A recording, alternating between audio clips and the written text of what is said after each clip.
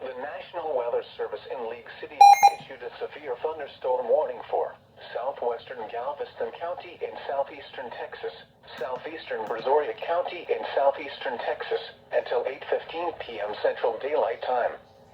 At 7:29 p.m. Central Daylight Time, severe thunderstorms were located along a line extending from Hillcrest to near Hitchcock to near Tiki Island, moving southwest at 50 miles per hour. Hazard, 60 miles per hour wind gusts. Source, radar indicated. Impact, expects damage to roofs, siding, and trees.